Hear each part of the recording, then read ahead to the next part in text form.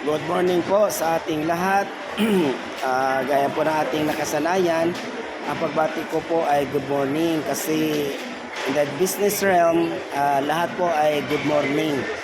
Kasi any time of the day, kilos, gumagawa ka, kaya umaga. Kasi yung umaga symbolizes na makakapagtrabaho po tayo. So, minsan pa uli, sa bawat isa, saan man kayo naroon sa ngayon, aking pong pagbati ay isang magandang umaga po para sa ating lahat.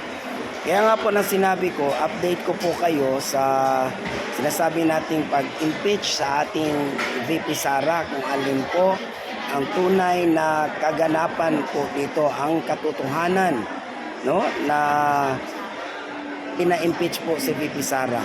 Pero tingnan po natin yung aspeto at yung anggulo na kung saan yung ginawa nilang pag-impeach, bagamat napakadaming pumirma, is around 215 congressmen na pumirma po doon, subalit yun po ay void po yung impeachment na ginawa nila. Bakit? Dahil po supposedly according sa batas ay sinasabing may 10 days pa na dapat mag-reply si VP bago magkaroon ng procedure para lilitisin. Hindi naman kasi automatic na pag-impeach, i-impeach agad. So, yun nga po yung procedure, dapat iimbestigahan siya. So, nasa mga 2 weeks po yun. Pero, wala na pong session ang Kongreso dahil nga po campaign period na sa February 11. Maging ang Senado ay ganun din po. At saka,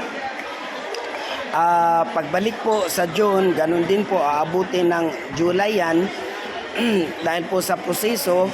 Kaya magkakaroon po ng new set of officers sa mga bagong congressman na uupo. So back to zero po yun. Ganun din po sa Senado.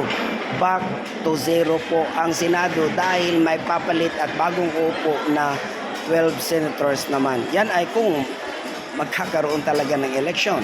Pero in the legal aspect, yun po ang tinitignan natin at ang ipanapaliwanag na ang impeachment ni VP Sara ay nagiging wala pong kabuluhan dahil magiging back to zero po yun. So yun po ang aking update patungkol po sa impeachment ni VP Sara na sinabi kong I will keep you posted so that you will be updated, no, kung ano nga po talaga ang nagaganap at ang katotohanan sa likod ng politically motivated na talagang gusto man nilang impeach pero yun nga wala sa hulog. So yun lang po, maraming salamat po and God bless po sa ating lahat.